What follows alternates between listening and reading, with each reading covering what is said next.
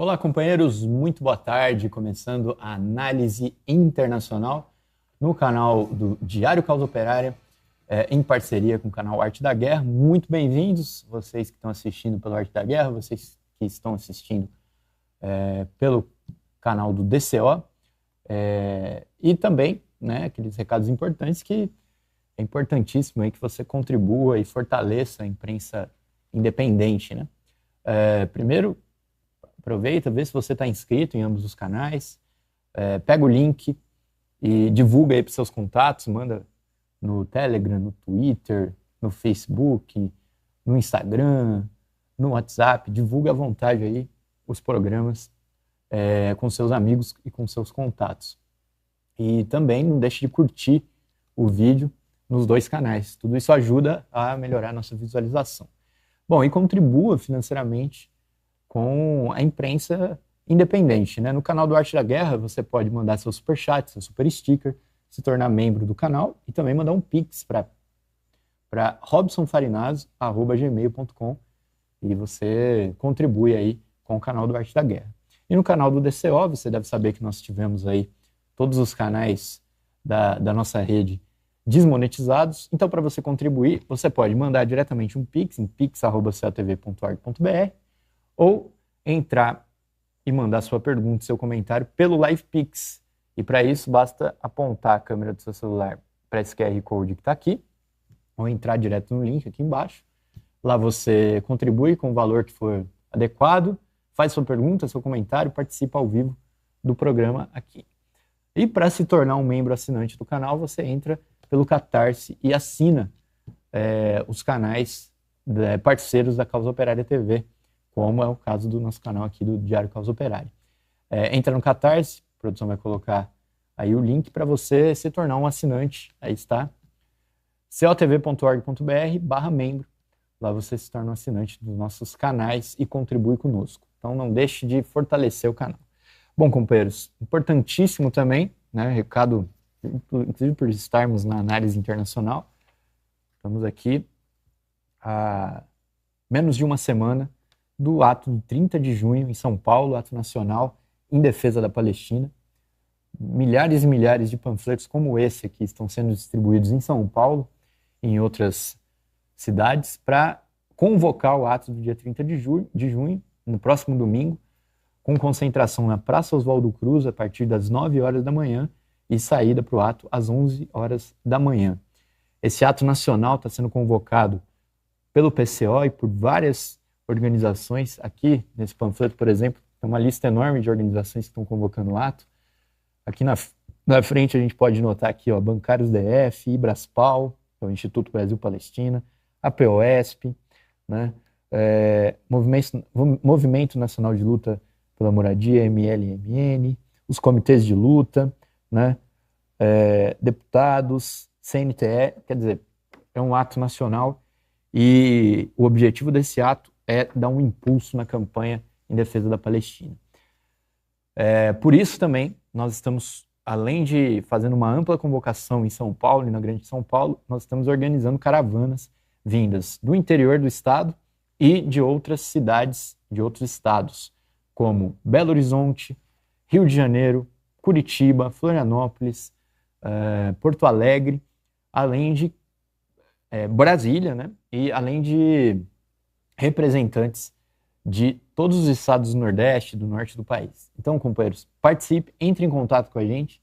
Se você quiser participar, se você estiver em outro estado que queira participar, entre em contato com a gente que nós vamos fazer de tudo para você marcar sua presença aqui nesse importante ato nacional em defesa da Palestina. Bom, companheiros, começando o nosso programa de hoje, já vou passar aqui para o companheiro João. Não sei se a gente passa o vídeo, né? Da outra vez você chamou o vídeo. Vamos passar aquele vídeo? Então vamos. Vamos passar o vídeo de convocação para o ato, antes da gente começar a nossa análise internacional.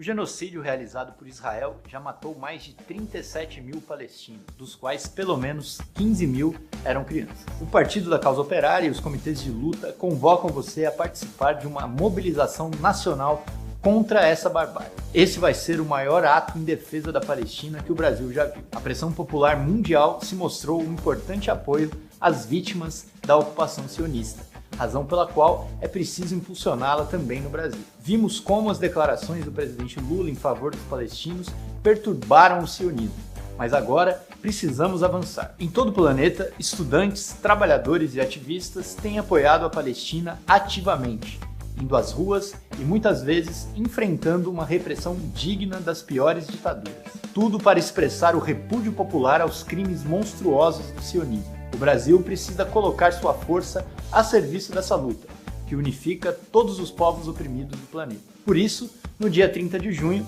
simpatizantes da causa palestina de todo o país vão se reunir na cidade de São Paulo para protestar contra o extermínio do povo árabe em apoio à luta pela libertação da Palestina. Nossa concentração irá começar às 9 horas da manhã na Praça Oswaldo Cruz, na Avenida Paulista. E o ato começará às 11 horas. Caravanas dos 4 cantos do Brasil já estão sendo preparadas para podermos mostrar a força e o apoio do povo brasileiro à causa palestina. Ficou interessado? Para mais informações, entre em contato pelo número 11 99741 0436. Dia 30 é pela Palestina. Bom, e antes de eu passar aqui para o companheiro João a palavra, eu quero anunciar que ele, junto com o companheiro Henrique Simonardi, estarão estreando um novo programa na Causa Operária TV, o Combicast, hoje ao vivo às 19 horas. Você que está assistindo a gente aqui no DCO, no canal do DCO, e você que está aí no Arte da Guerra, aí está, ó. Convidado Delúbio Soares, Combicast, o podcast da Causa Operária TV com João Pimenta e Henrique Simonardi, hoje às 19, então imperdível o lançamento do programa. Bom, e aí eu já passo para você, João, para você começar a análise internacional de hoje. Boa tarde, Henrique. Boa tarde, comandante. Boa tarde, Rui. Eu queria começar perguntando para você, Rui, sobre a situação na Argentina. O Senado aprovou a lei de poderes especiais aí para o Javier Milei. A lei vai ter que voltar para a Câmara por leves alterações, mas ela já foi aprovada na Câmara uma vez, supõe-se que seria aprovada de novo. E o The Economist diz o seguinte,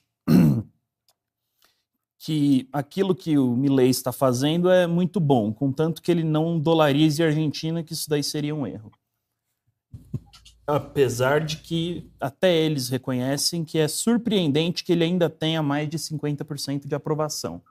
Eles mesmos reconhecem que o governo deveria estar totalmente desmoralizado nessa altura do campeonato. Como é que você vê isso, Rui, considerando que o governo tem 6 meses? A aprovação da lei é a consolidação formal do golpe de Estado, né? Governo com poderes especiais.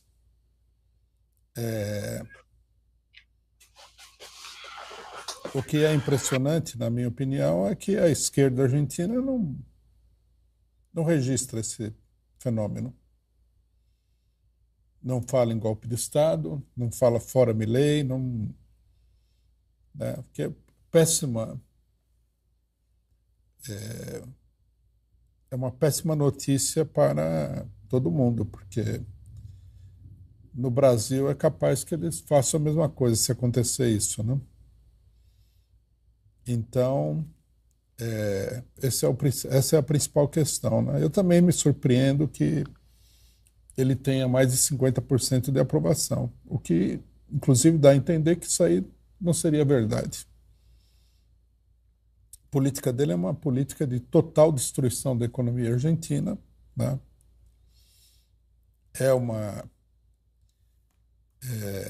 Como é que se diz? É uma política de tirar dos pobres para dar aos ricos numa escala extraordinária. E, né, nós esperávamos aqui mas sem muita esperança, né? Que a classe operária argentina iria dar uma resposta ao governo Milei. Até agora não aconteceu nada. Pode acontecer ainda também, né? Não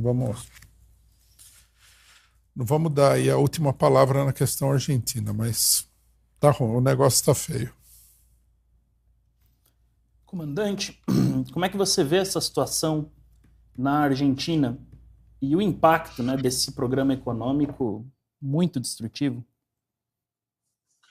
Eu vou citar uma frase que o Aldo Rebelo gosta muito de falar quando a gente toma um café, citando o conselheiro Acácio, né? O problema das consequências é que elas vêm depois, né? Não começou ainda, gente. Vai levar muito tempo ainda. Vão vir as consequências. É muito tempo para vir ainda. Nós estamos no primeiro ano. As coisas vão acontecer, vão piorar muito, e aí o pessoal vai sair para o rumo, mas agora não. Ele vai ter toda a guarita da imprensa argentina, daquelas famílias corruptas que controlam o país. Eles vão mascarando a coisa. A hora que o pessoal perceber, infelizmente, vai ser tarde, né? Agora, eu tinha falado aí um tempo atrás, não sei se falei aqui, mas eu falei, com certeza eu falei no Arte da Guerra. Eu acho que o que acontece com essas transformações que nós estamos vendo aí, o giro da economia para a né? A derrota da OTAN na Ucrânia, a expulsão da França da África, o imperialismo ele vai fazer o quê? Ele vai centrar fogos na América Latina. Então, a pobreza aqui vai aumentar muito, mas eu acho que a reação vai demorar ainda. Para mim, está dentro da normalidade. Primeiro ano ainda. Mas vai piorar bastante, podem ter certeza disso. Vai piorar muito.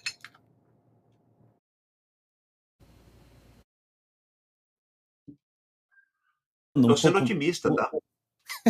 Porque vai piorar muito mais que muito. Ainda nesse tópico da economia, né, a gente tem um debate grande na França nesse momento por conta da eleição. Eu queria começar perguntando para o Rui, que acompanha avidamente o cenário francês. O The Economist critica aí que tanto a extrema-direita quanto a chamada extrema-esquerda tem um programa econômico irresponsável. Aí, e os dados são os seguintes. A situação aqui eleitoral significa que a Frente Nacional poderia ter entre 33% e 40% dos votos. Já em segundo lugar, nós teríamos aí a Frente Popular do Jean-Luc Mélenchon. Como é que você vê, Rui, essa crítica a ambos os blocos e o fato de que, a princípio, não teria muita base para um governo, entre aspas, de centro? Bom, esse problema da política econômica da esquerda, a crítica da imprensa francesa, ou seja, da burguesia francesa, é as propostas econômicas do Mélenchon, né? É importante fazer essa distinção porque o Mélenchon ele propôs uma frente popular com o Partido Verde, o Partido Comunista e o Partido Socialista, né? Quer dizer, o Partido Socialista não tem a mesma política econômica que ele, que o Mélenchon, né? Que é uma política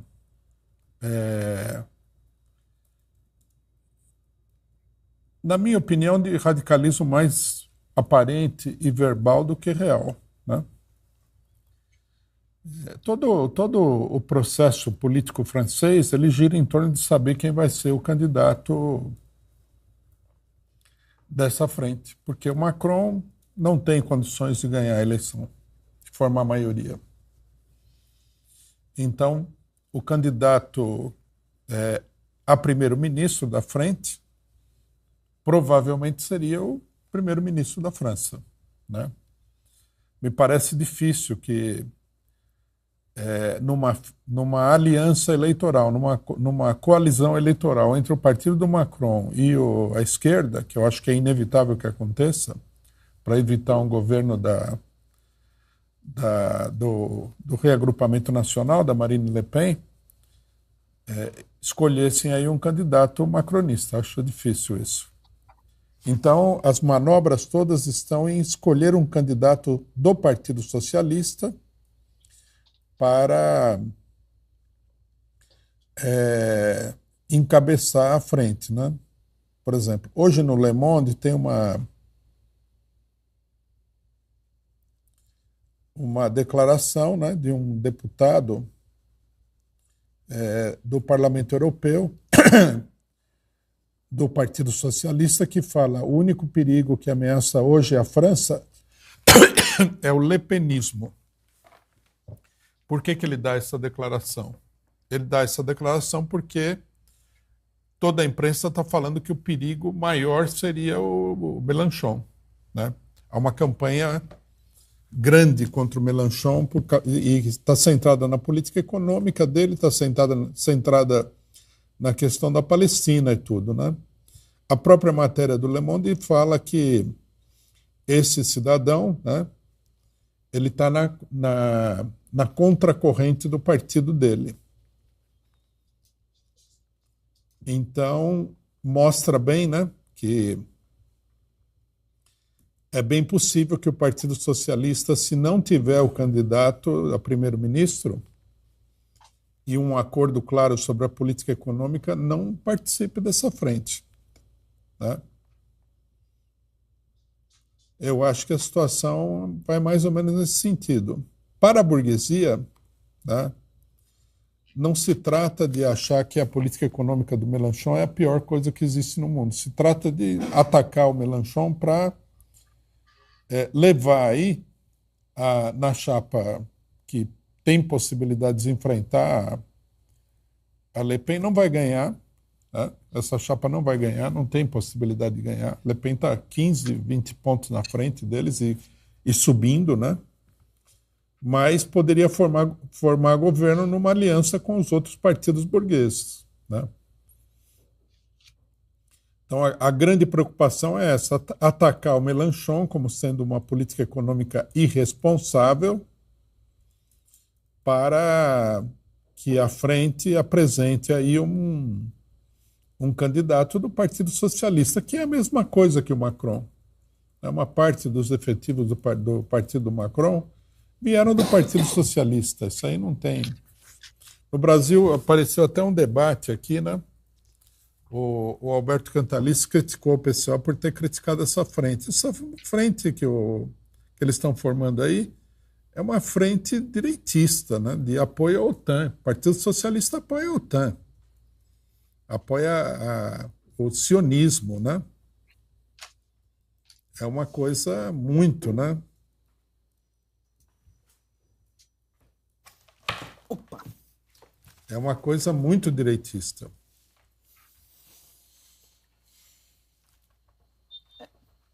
Comandante, como é que você vê essa situação toda na França e o risco aí da Frente Nacional formar um governo, um partido que é acusado por muita gente de ser russófilo? João, eu olho assim com um ceticismo tão grande a política europeia e americana, que acho que tudo é mais do mesmo, né? Você lembra quando aquela Giorgia Meloni assumiu na Itália, todo mundo falava que é uma mulher de fibra? Isso está fazendo a política atlanticista de todo mundo. Porque para pensar, quem paga a direita, ou o que quer que se chame de direita, e paga a esquerda, ou o que quer que se chame de esquerda, são os mesmos. São os mesmos, são campanhas milionárias, são as mesmas pessoas que pagam, os mesmos doadores. Quer dizer, na verdade, são duas mãos do mesmo organismo corrupto. Eu acho que não vai mudar nada. Eu acho que a política francesa não vai mudar nada com relação à Rússia. Essa gente está desesperada, a verdade é essa, o que aconteceu esse final de semana na Crimeia e no Daguestão, uma prova disso. Essa gente está desesperada, eles não vão desistir. Se entrar a direita, se entrar a esquerda, se entrar Deus, se entrar Satanás, quem quer que seja lá, essa gente não vai mudar, eles estão desesperados. Eles sabem que eles estão perdendo o controle da economia mundial. Eu não acho que vai mudar nada, sinceramente. Eu sou muito cético. Posso estar errado, não esquenta a cabeça, eu me retrato depois. Estava errado. Mas eu não acredito que vai mudar nada. Eu acho que eles vão até o fim aí. Eu acho que, assim, se a Rússia não der um jeito de acabar logo com essa guerra, as coisas podem sair efetivamente do controle e a gente ir com uma guerra nuclear na Europa. Eu não duvido, não, porque essa gente aprovou esse fim de semana e é simplesmente alucinada, tá? Eu duvido que mesmo que a Le Pen entrar, com tudo que ela fala da Rússia, etc., que ela vai fazer o que ela o que ela pretende, se é que ela pretende isso. Mesma coisa nos Estados Unidos. O Trump fala que ele acaba com a guerra no dia seguinte. Falou a mesma coisa do Afeganistão. O Obama falava que ia acabar com Guantánamo. O mecanismo que rege esses países é muito maior do que a figura do presidente da República. Ou qualquer tipo de mandatário, primeiro-ministro, whatever.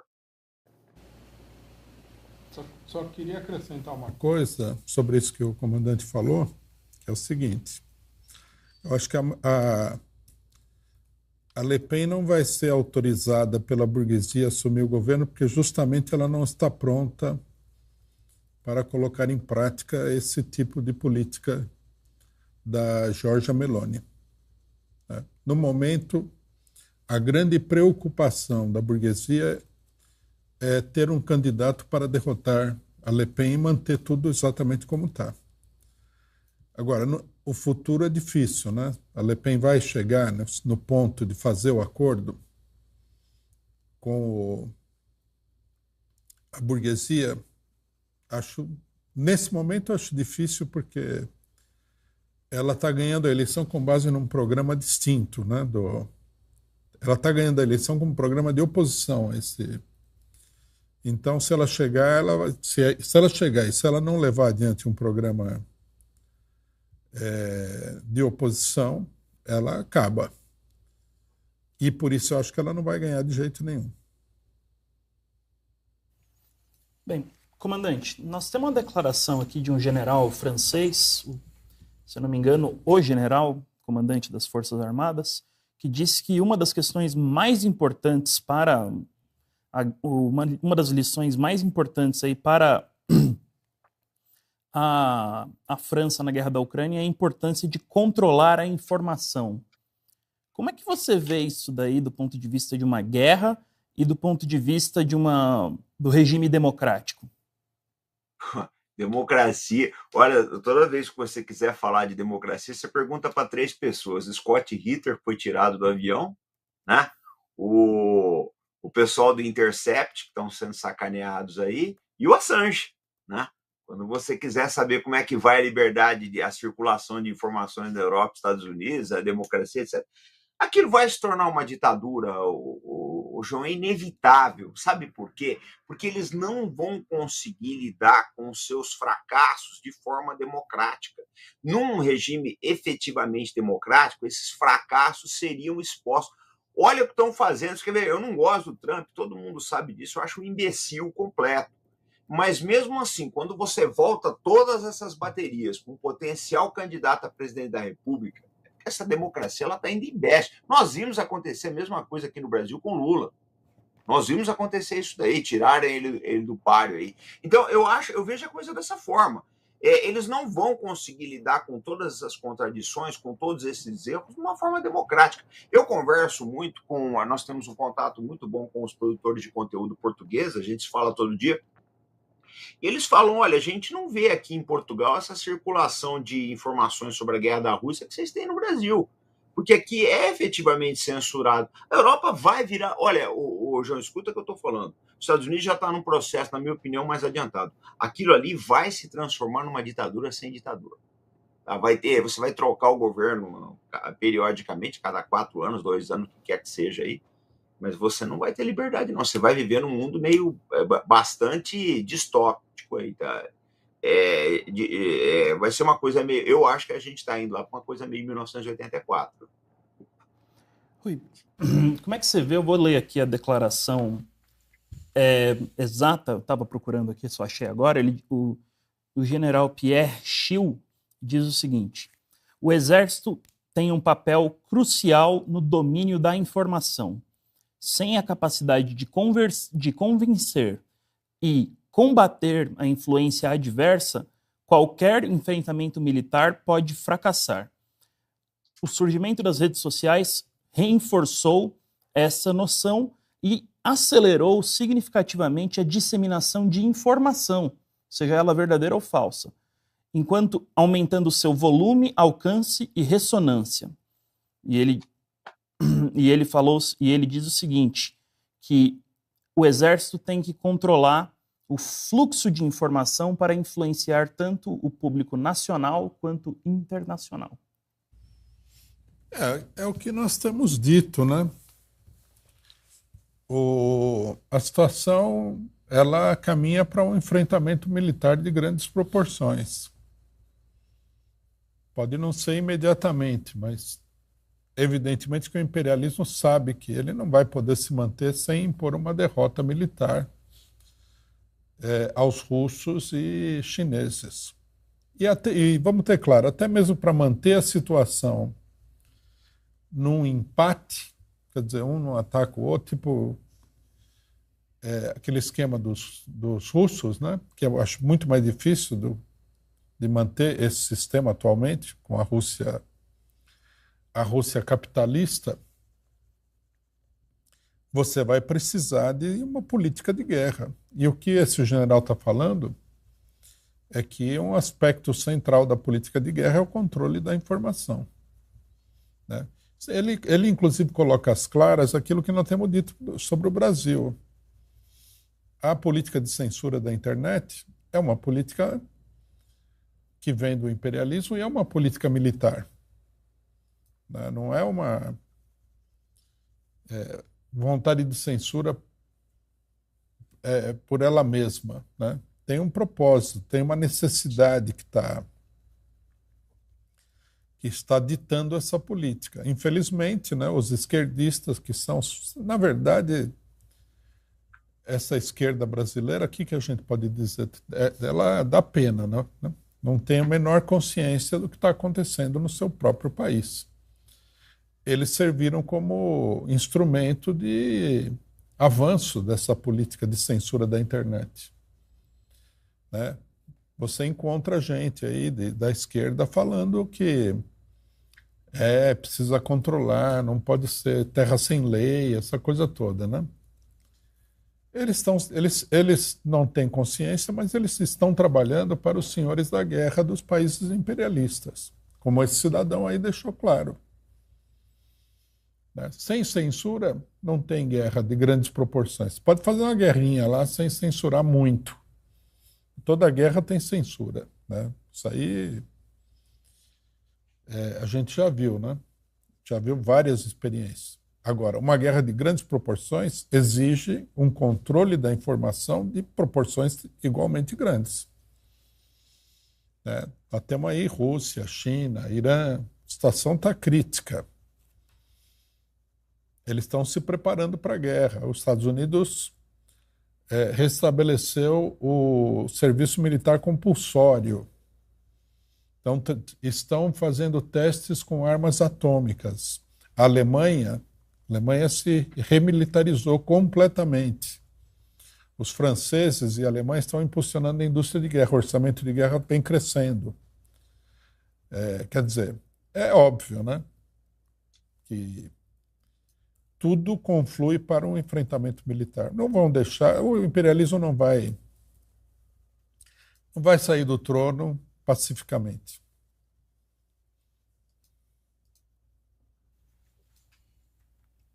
Comandante, vamos falar um pouquinho sobre Rússia agora, é o nosso tema principal hoje.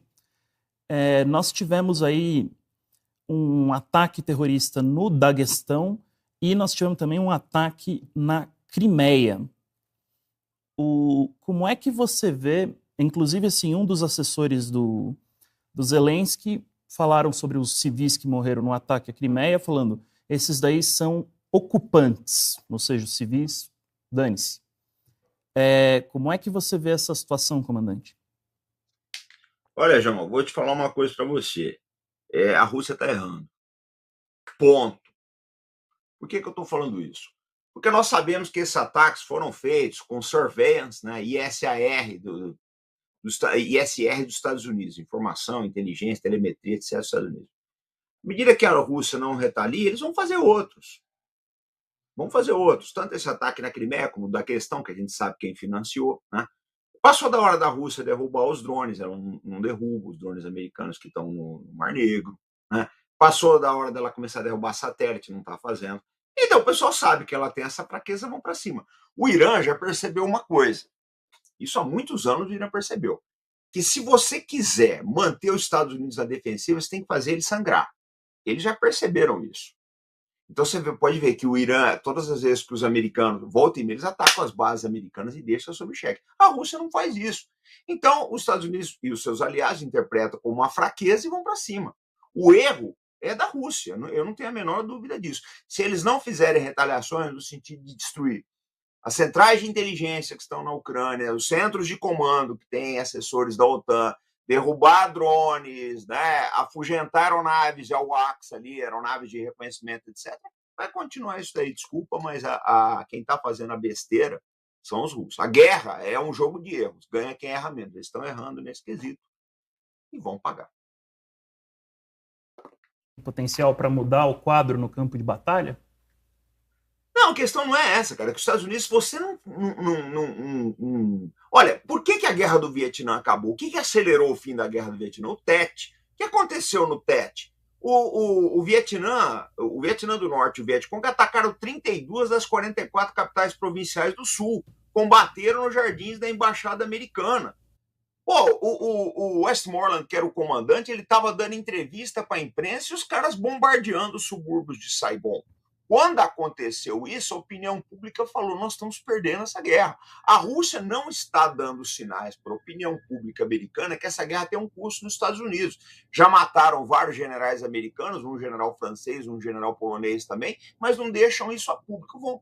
Desculpa, se continuar nessa toada aí, se a Rússia não mudar a política dela, não tiver uma política mais agressiva, a agressão vai continuar. Você vê, teve o caso do Crocus, teve o caso do Daguestão agora. O que a OTAN está percebendo? Elas cheiram fraqueza na Rússia. A fraqueza atrai a ousadia, é isso que está acontecendo. O problema é fundamentalmente esse. Você quer ver uma coisa? Vou te dar um outro exemplo.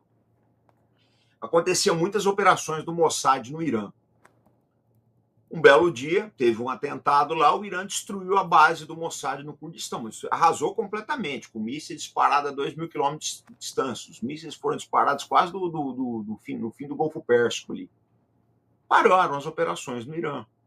O ataque iraniano contra a base israelense de Nevatim também deu uma acelerada. Se você não tiver uma política agressiva, o inimigo terá a dele. Geopolítica, gente, é que nem futebol, quem não faz leva. Rui, como é que você vê os atentados? Bom, os russos chamaram, acho que o embaixador norte-americano para notificá-lo de que as armas norte-americanas mataram civis. Não foi um ataque militar, né? Eu vi o vídeo. O pessoal jogou essa bomba numa praia. É uma política, essa sim, muito claramente de terrorismo, né? Por falar em terrorismo, todo mundo fala de terrorismo. Isso aí é uma política de aterrorizar a população, né? Eu acho que essa ação do governo Putin é um primeiro passo no sentido de uma retaliação que o comandante aqui está exigindo. Eu acho que eles estão indo meio com luva de pelica, né? Ou melhor dizendo, estão, como é que se diz? Tomando a sopa pela beirada, né? Porque entrar num enfrentamento direto com os Estados Unidos e Europa é um problema. Então eles estão preparando o terreno. Eu acho que isso daí vai acabar sendo uma coisa inevitável. Não vejo muita saída para os russos em relação a isso. No mais, eu concordo com o que o comandante falou. Ou você vai lá e mostra a força e tal, e faz o pessoal recuar pela força, ou não vai ter, né, nenhum tipo de solução que está acontecendo na Rússia. Agora, é um desespero, né, Sim, sem dúvida. Do imperialismo. Eles estão atacando civis. O Putin, na minha opinião, ele está fazendo propaganda, a matar os civis e tal. Eu não vou nem falar que... Eu ia falar uma coisa, mas não vou nem falar. Vamos deixar. Bem, ainda sobre a guerra da Ucrânia, comandante, saiu aqui uma notícia baseada num tweet publicado pela própria Brigada Azov, de que mesmo antes do Departamento de Estado ter autorizado aí a cooperação e envio de armamentos para o Azov, que um capitão deles concluiu um curso de treinamento pelo Comando de Operações Especiais do Exército Norte-Americano. Como é que você vê essa decisão de, tudo bem, uma coisa você poderia dizer treinar tropas ucranianas, mas na verdade aqui eles estão treinando os nazistas, que agora eles decidiram que não são tão nazistas assim. Eles estão treinando nazistas na Ucrânia desde 1950, né? Operação Red Sox aí. A operação americana de aproveitar nazista, de treinar nazista, né? Você vê a quantidade de nazistas que foram acolhidos no Canadá. A 14ª Divisão da SS, a Galícia, né? Ela se rendeu para os aliados, sabia que se tivesse se rendido para os russos, aí, elas iam acabar, para os soviéticos, iam acabar na forca. Então, eles se entregaram. A assombração sabe para quem aparece, né? Se entregaram para os britânicos, aí foram levados para o Canadá, para uma série de países aí. Mas, nos anos 50, a CIA ela começa uma série de operações negras na Ucrânia aí para treinar esse pessoal aí. A Ucrânia sempre foi celeiro de nazistas. Não tem novidade na história, pessoal. Não tem novidade nenhuma nessa história. Eu lembro da colaboração do Klaus Barbie na Bolívia com os serviços de inteligência bolivianos e americanos. Sempre teve. Esse negócio é velho.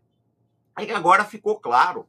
Se você pegar bem mesmo, quem é que colocou o americano no espaço foi um nazista, o Von Braun. É uma verdade, porque os cientistas americanos não tinham essa capacidade. A NASA vivia os tropeções até chamar o raio lá, o nazista lá, e ele colocou o pessoal no espaço. Essa é uma grande verdade. O Reinhard Gehlen, que era o gênio da Gestapo, o gênio de informações do SD alemão, ele estruturou todo o serviço de inteligência da Europa Oriental. A verdade é que não teria havido OTAN se não fosse o sobrou da Alemanha nazista, gente. Agora isso está mais do que claro, mas infelizmente o pessoal esconde aí embaixo um monte de informações aí, etc. Mas é a grande realidade. Temos o caso do Kurt Waldheim, chegou a secretário-geral da ONU, depois se descobriu, né, que ele tinha uma ficha meio complicada na Wehrmacht aí. Isso é velho. Isso é chover no molhado. Quer comentar esse caso, Rui? E que é engraçado, né? A gente tem Estados Unidos, potência woke do mundo, e por algum motivo eles estão apoiando os wokes nazistas na Ucrânia. Bom, nós temos que dizer que os identitários mais coerentes são os da extrema-direita, né? Eles são totalmente coerentes. O identitarismo liberal é uma coisa incoerente, né? Mas, a parte disso, né? Isso aí mostra que a tal democracia é uma farsa, né? O cidadão fala que está aí para defender a democracia no mundo e é o maior financiador de grupos nazistas do planeta. Isso daí é uma coisa, na realidade, escandalosa, né? Mas eu acho que é uma necessidade também do imperialismo. Muita gente acha que os grupos de extrema-direita estão todos contra o imperialismo. Não é verdade. Os mais radicais são a favor do imperialismo.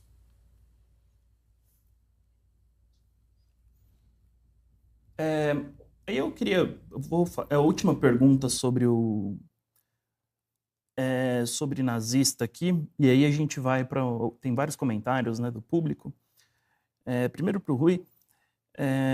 Rui, a gente tem duas notícias sobre a Alternativa para a Alemanha, o AfD.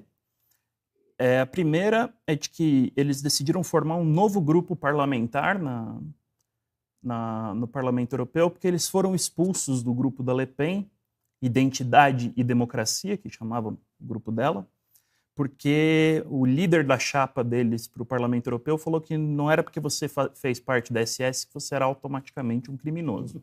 Aí eles foram expulsos.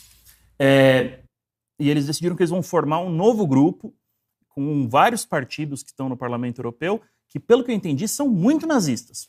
Tão nazistas que eles não cabem no grupo da Le Pen.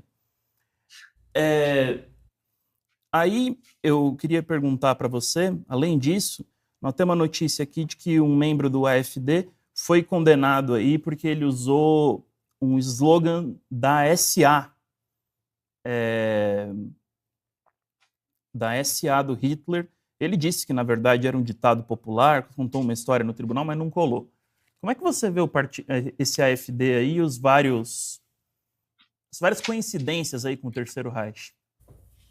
Esses partidos, o problema, uma coisa que a gente precisa entender sobre a sociedade europeia e norte-americana também, é que a burguesia europeia, a burguesia norte-americana, no fundo, eles são todos nazistas.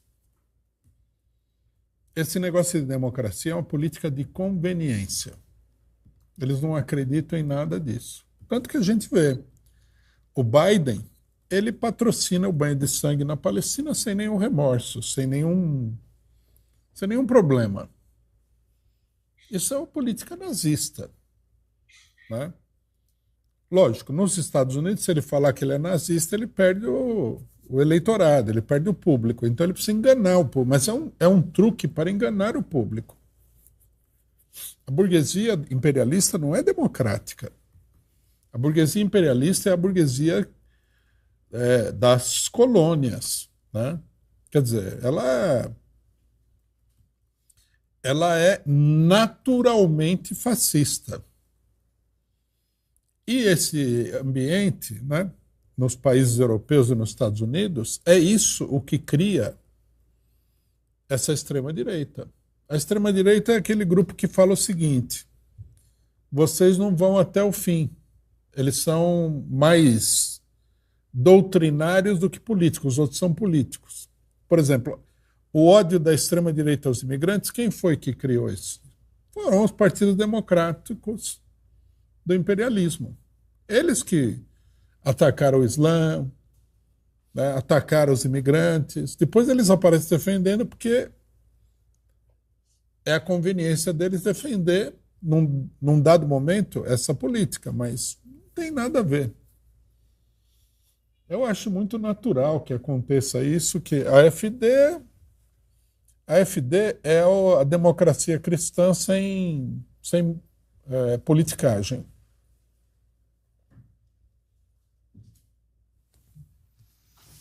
Comandante, só comentários. Quer comentar esse caso alemão? Eu não tenho muito instrumento para isso, João. Acho que o Rui conhece bastante o assunto. É um assunto que não é bem a minha especialidade. O meu negócio é mais militar, né? Mais bélico. Perfeito. Vamos para as perguntas? Eu tenho uma última que eu quero fazer antes do fim do programa, mas... Vamos lá. Ana Rodrigues mandou um live pix dizendo: estava com saudade. Muito obrigado. Golda Meir. Nossa, eu sempre me confundo na hora de ler esse sobrenome da Golda Meir. Missão dada é missão cumprida. Odete Pereira pergunta: a direita compreende melhor a sociedade, por isso mobiliza mais? Não acho que é isso, não. A direita, ela adotou uma posição de contestação do sistema. Não é uma verdadeira contestação, mas é uma contestação. Pelo menos na retórica é uma contestação. Enquanto que a esquerda aderiu ao sistema, né? Vê o que está acontecendo na França. O cidadão vai sair numa frente única com o Partido Socialista, que é um partido da OTAN, antirrusso, que apoia o genocídio na Palestina e etc. Então, não tem como andar para frente, porque o sistema está em colapso, está em ruínas. E quem aparece questionando o sistema é a direita. O comandante quer falar sobre isso? Quando a gente olha aqui no Brasil, eu vi aí, esse dia saiu um comentário de um vídeo que eu fiz sobre a Vibraz, até saiu num canal direito. Você nota que os caras não entenderam nem o que eu falei, né? Eu acho esse pessoal, sinceramente, cara, tem condições, não leem, não entendem. Eles gritam, né? Grita bastante, é uma gritaria tremenda. Eu não acho que essa gente está entendendo efetivamente o que está acontecendo com o mundo, não. Na minha opinião, essa daí. Eu não vejo. Essas pessoas, na minha opinião, não conseguem entender o que acontece no mundo. Eu vejo lá no canal Arte da Guerra, um monte de chapéu de alumínio, a mínima, eles ainda acham que a Rússia é comunista, sabe? O cara vê chinês embaixo da cama, é abaixo de qualquer crítica, né? Achar que essa gente entendeu a sociedade, eles não entenderam nem o mundo que eles estão vivendo, né? O cara não sabe nem por que ele é assaltado na rua. É meio difícil isso daí, meio complicado. Agora, a gente não pode terminar o programa sem falar um pouco do Netanyahu, viu? Que parece que ele vai parar as operações em Gaza, tá? Vamos mandar. Aproveitou, assim. Chamou o comandante. O Benjamin Netanyahu falou que a fase intensa da guerra em Gaza vai ser encerrada e que agora a grande preocupação é a fronteira norte de Israel. O que você acha que está acontecendo aqui? É minha essa? É sua. Tá, olha só. Isso aí é puro George Aiken. George Aiken era um deputado americano, faleceu recentemente, bem velhinho. Eu já citei ele várias vezes aqui. O Aiken é o seguinte, nos anos 60 levaram para ele a situação da guerra do Vietnã, falaram tudo que está acontecendo lá. Ele falou, é fácil, vamos declarar a vitória e vamos embora. Que é o que se fez no Vietnã, no Afeganistão, no Iraque, e é o que o Netanyahu está fazendo em Gaza. Ó, ganhamos, acabamos com o Hamas. O Hamas está lá, tem Hamas até sair debaixo da cama aí. Não, mas ganhamos. Porque tem um problema muito sério. O Netanyahu, a gente achava que ele era meio estúpido. Agora, ao combater o Hezbollah, a gente está vendo que ele é totalmente estúpido. Porque se o exército de Israel não pôde nem com o Hamas, o que dirá com o Hezbollah, que é no mínimo, assim, num dia otimista, 5 vezes maior. Então, o que está acontecendo? Eles vão declarar a vitória em Gaza, né? E vão entrar numa aventura no Líbano. E boa sorte, porque eu acho que isso vai acabar muito mal.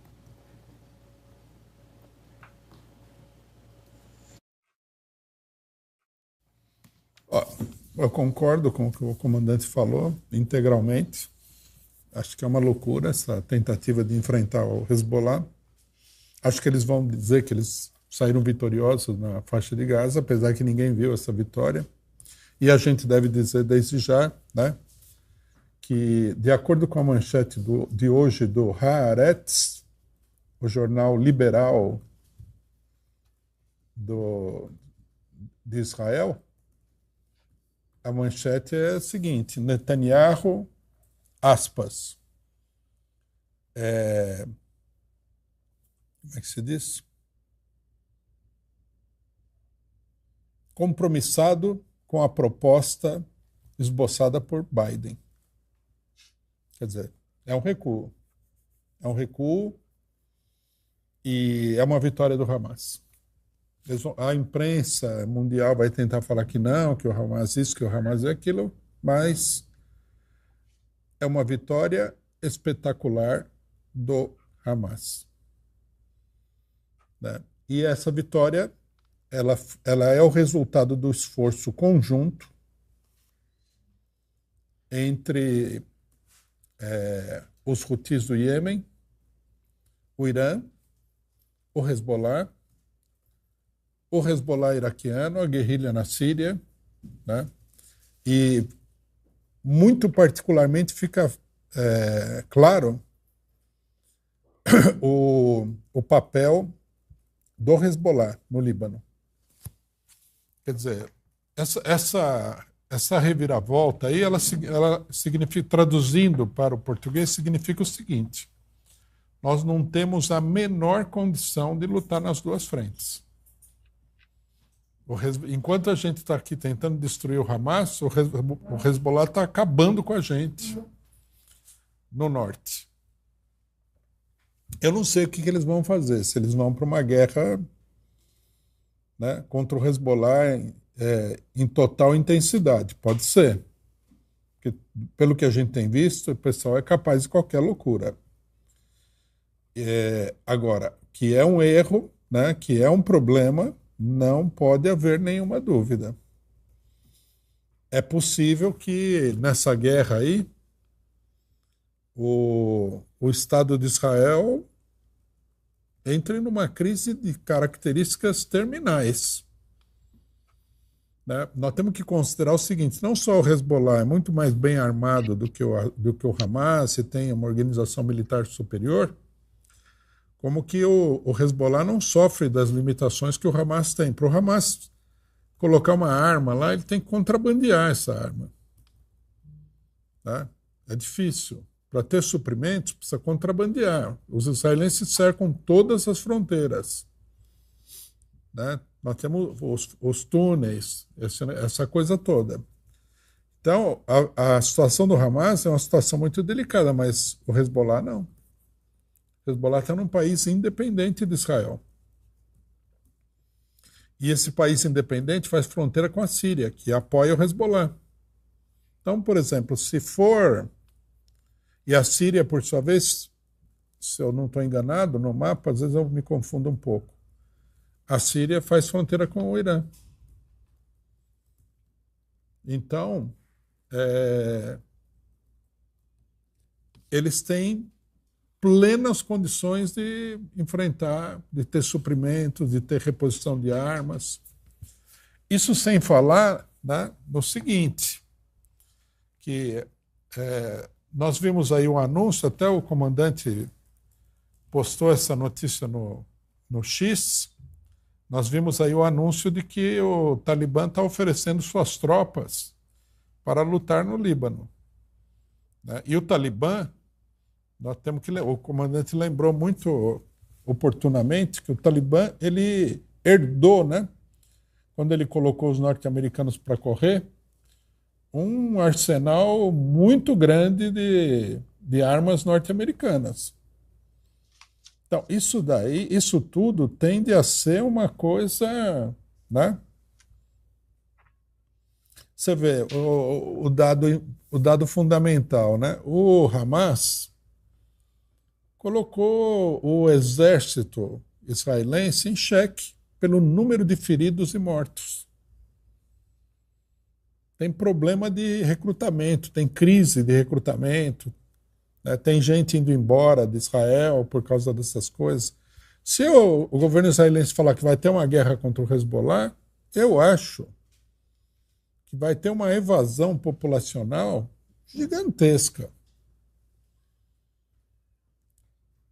A impressão que dá esse desenvolvimento é que o Estado de Israel está assim, na beira do abismo. E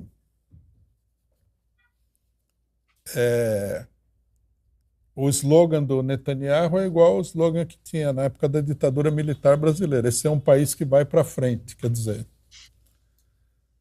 Onde é que ele vai parar, né? Deixa eu agradecer aqui ao Tutoriais Fitness, que é membro há 28 meses do canal do Arte da Guerra, e mandou pergunte também para o Edward Snowden, sobre aquele assunto que a gente falou no começo do programa, sobre a ditadura nos países imperialistas. E LivePix, do Trotsky, que mandou aqui: Lenin afirmou que sem teoria revolucionária não pode haver movimento revolucionário. Mas há gente que é contra a teoria, diz que não precisa, está acima, assim como esquerda e direita, é bobagem, coisa de chapéu de alumínio, de babaca, de idiota atrasado e fora do mundo. O que os senhores pensam sobre isso? Olha, essa frase do Lenin, é verdade que ele falou isso aí, mas não é nenhuma genialidade, né? Ele estava, na verdade, se opondo a pessoas muito ignorantes, que desprezaram a teoria. Não é assim, sem teoria revolucionária não há movimento revolucionário. Sem pensamento geral, abstrato, você não pode fazer nada de importante no mundo. Menos ainda uma revolução, né? O comandante pode falar, sem ter uma adequada teoria militar, como é que você vai, né, dirigir um esforço de guerra de grandes proporções? Não existe. A teoria é uma coisa absolutamente necessária. O pessoal desafia a realidade, né? Lenin estava respondendo a um pessoal muito o debate que ele fez, quando ele fala isso, né, sobre a teoria revolucionária, é um debate com pessoas que muito sem noção de política. E política é de tudo, né? Quer falar sobre isso, comandante? Se você for olhar uma coisa importante aí, né? A gente pode citar três guerras aí onde essas coisas tiveram uma validade muito grande. Você pega as guerras civis que aconteceram, a guerra civil que aconteceu na Rússia a partir de 1918, né? Vai até mais ou menos 1925 aí. Você pega as operações chinesas na Coreia, de 50 a 53, e a guerra do Vietnã, você vai notar uma coisa, que as vitórias, porque eu considero a operação da China uma vitória, tá, na Coreia, apesar de terminar na linha de demarcação ali, mas foi um feito heróico, né? Você vê que esses resultados só foram obtidos porque havia uma conscientização política muito importante da tropa por parte de comissários e outros quadros, aí, o que quer que seja. Mas a tropa tinha uma consciência política, sabiam por que estavam lutando e por que estavam morrendo. Então isso é uma coisa muito importante. Porque se você tiver uma tropa que não tem uma consciência política do seu objetivo, você tem um grupo de mercenários. Essa que é a verdade, não tem diferença nenhuma. Um exército, se ele não estiver vinculado à vontade política de uma nação, e é o caso, você pega aí o caso do Hezbollah também, que tem suas motivações, o próprio Hamas. Então, tudo isso importa, né, gente? Tudo isso importa, né? Muito importante. A conscientização política é uma coisa importante pra caramba. Tanto quanto as armas, tanto quanto o desenrolar tático, a visão estratégica, etc. É importante dar uma consciência política para a tropa.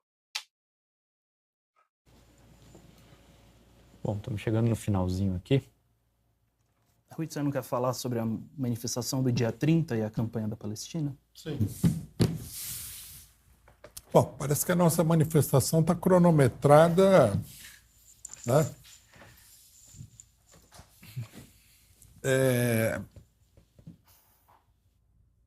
É daqui uma semana, domingo que vem, né? Se sair o acordo entre o Hamas e Israel, nesse meio tempo, nós vamos estar soltando o rojão, né? Vindo da Paulista. Literalmente falando. Né? Agora, não vamos nos enganar, porque na Palestina tem muito chão ainda. Né? Essa é uma primeira vitória, mas não é a vitória definitiva.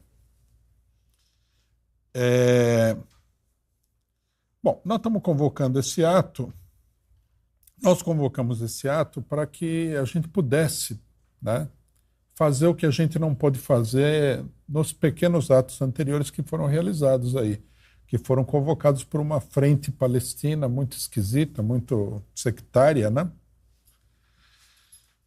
Que convoca os atos, né? Na quinta-feira eles chamam o ato para o sábado. Então você não tem tempo de fazer campanha. Eu não sei direito qual que é a metodologia desses grupos, né? Mas nós, do PCO, nós entendemos que a campanha política para o ato é tão ou mais importante que o próprio ato. Né? Porque na campanha política você vai entrar em contato com um número muito grande de pessoas. Nem todos irão ao ato. Né? Nós estamos distribuindo, por exemplo, 200 mil panfletos de convocação do ato. Né? Esse panfletinho aqui, eu queria até aproveitar para mostrar.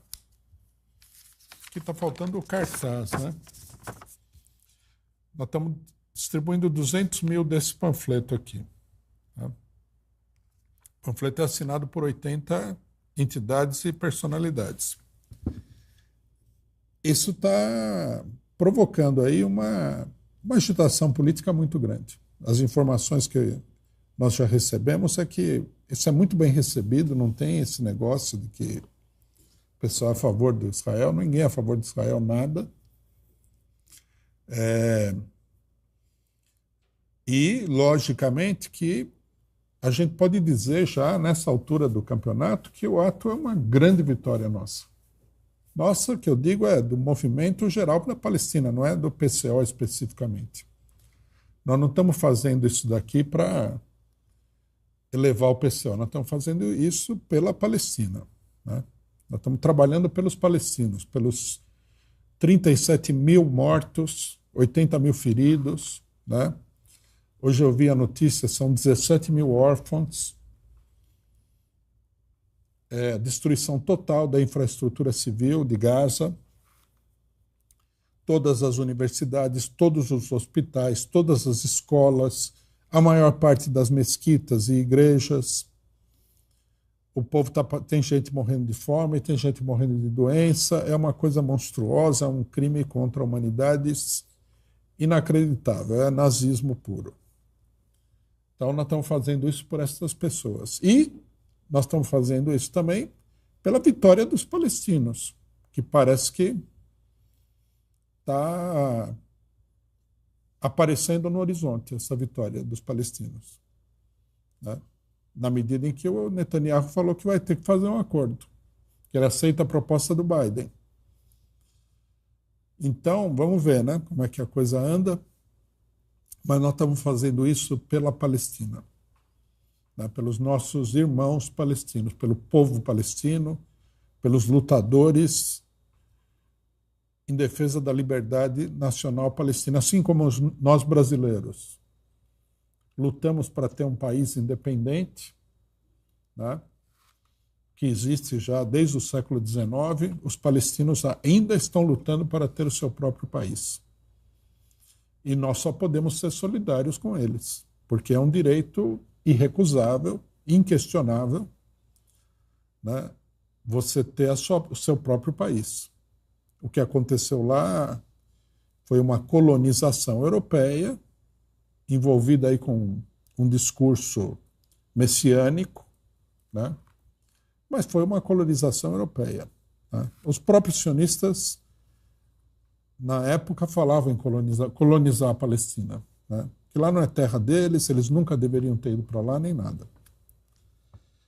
Então, nós temos feito tudo isso. Nós estamos aí colando cartazes, fazendo campanha na internet, distribuindo panfletos. Além do panfleto de convocação do ato, nós estamos distribuindo esse panfleto aqui, que parece transparente na sua tela. A transparência é por causa do sistema de chroma key, né? Onde é transparente é porque é verde. Hamas conta o seu lado da história, né? Nós achamos que o Hamas tem o direito de mostrar o seu lado para a população. Os jornais todos mostraram o lado de Israel. Vilipendiaram o Hamas. Transformaram o Hamas numa organização criminosa. Nós fomos chamados de terroristas porque a gente defendeu o direito dos palestinos de lutar. Lutar pelo seu próprio país, lutar pela sua soberania, lutar pela sua pátria, que é uma coisa que todo brasileiro com a qual todo brasileiro deveria ser solidário. Como não ser solidário, né? Então, nós estamos distribuindo também esse material que remete, né, a uma página na internet onde nós temos não apenas importantes entrevistas dos líderes do Hamas, que nós fizemos no Catar, mas também nós estamos publicando um livro com o texto das entrevistas, com documentos e com matérias de jornais que desmentem as mentiras que foram contadas sobre o dia 7 de outubro. O livro vai estar lá disponível como um livro digital, né, gratuitamente. Nós estamos imprimindo esse livro. O livro impresso, logicamente, vai ser vendido porque tem um custo. Mas o livro digital não. O livro digital vai estar disponível gratuitamente. Leia, divulgue, né? Aqui, o que nós estamos fazendo é uma coisa também que é elementarmente democrática. Há um conflito. O mínimo que se pode esperar das pessoas sérias é que escutem os dois lados em conflito. É o mínimo. A imprensa, né, eu sou jornalista, e acho que no Código de Ética dos Jornalistas fala que você sempre tem que ouvir os dois lados. A imprensa brasileira sapateou em cima desse código de ética porque nunca ouviu o Hamas. E quando você fala que você vai fazer o Hamas ser ouvido, você é acusado de ser criminoso. Então é lamentável, mas é a realidade. Então nós estamos fazendo tudo isso e vamos fazer muito mais. Né? Vamos fazer muito mais. Nós vamos tirar mais material, nós vamos tirar mais coisa. Para nós, mesmo que pare o conflito momentaneamente, né, vai ser uma trégua, a coisa está longe de ter acabado. Né?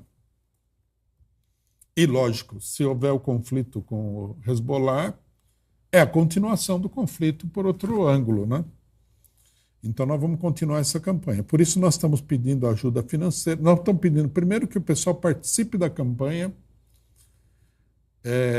de convocação do ato, de divulgação dos materiais e tudo mais.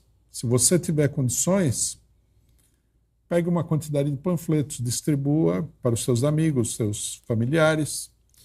Se você tiver condições de participar de uma panfletagem grande, por exemplo, no metrô, como nós estamos fazendo, nós estamos pegando todas as grandes estações de metrô, participe. Né?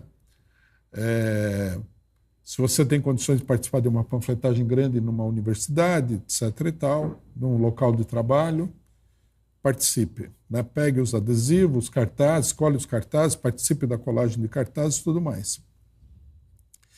E, de repente, até, se você não tiver condição de fazer nada disso, ajude a divulgar, né? Tanto o ato quanto a nossa campanha em torno do Hamas na internet, né? Que é onde o esforço é mínimo. E para tudo isso, né, que nós estamos fazendo aqui, porque tudo isso custa dinheiro, nós estamos fazendo a campanha financeira, sobre a qual nós falamos várias vezes. Nós estamos pedindo contribuições que podem ser enviadas para o endereço que está aí na tela, palestina@pixbr.net. Nós já ultrapassamos aí a marca das 1.000 contribuições, o que é muito importante, mas está longe do que a gente quer fazer. Nós queremos chegar a 5.000 contribuições. Então, né, companheiro, se você ainda não contribui, contribua. Não precisa necessariamente ser uma contribuição grande. Se puder ser grande, melhor. Mas as pequenas contribuições são igualmente importantes, porque vocês imaginem, 1.000 contribuições de R$10 dá R$10.000. Já dá para fazer alguma coisa. Né? Então, 5.000 contribuições de R$10.000 vai dar R$50.000. Já garante uma boa parte dos materiais que nós estamos fazendo aí, em torno da Palestina. Então, qualquer contribuição, pode ser de 10, pode ser de 50, pode ser de 100, ou pode ser, se você tiver condições, de 1.000, de 2.000, de R$5.000, como nós tivemos contribuições desse valor. Nós agradecemos muito, nós agradecemos, num certo sentido, nem era o caso de agradecer, porque as pessoas não estão fazendo nada por nós, estão fazendo pela campanha da Palestina, na qual nós acreditamos e elas acreditam. Né? Então, nós registramos aí o ato, né? A importância dessa contribuição. Se você já contribuiu, né, vamos supor, no mês passado, e tem condições de contribuir novamente, contribua. A luta está continuando e vai continuar. É uma luta de longo prazo. Né? Então, companheiros, mandem qualquer valor que vocês tiverem condições de disponibilizar ou que vocês acham que vale a pena investir para palestina@pixbr.net. A campanha que esse dinheiro está financiando está nas ruas. Né? O dinheiro está sendo muito bem empregado. Nós precisamos também de dinheiro para trazer o pessoal que está vindo de outros estados para o ato. Né? Não é um número grande, muito grande de pessoas, porque nós não temos recurso. Mas nós achamos importante essa participação até para entusiasmar a campanha nos outros estados. Né? A participação num ato de São Paulo, animado, grande, bem organizado, vai impulsionar a campanha fora de São Paulo também. Então, companheiros, contribuam, ajudem a campanha ir para frente, se ampliar, se desenvolver, ficar mais forte. Né? Essa campanha, em grande medida, depende de todos nós. Bom, só registrar também aqui a contribuição do Rafa, que mandou comentário É verdade que a Aniele Franco está em Lisboa com a turma do Gilmar? O que falar disso? De repente podemos comentar amanhã, já que é assunto nacional. E o Jerônimo Colares faz um comentário aqui.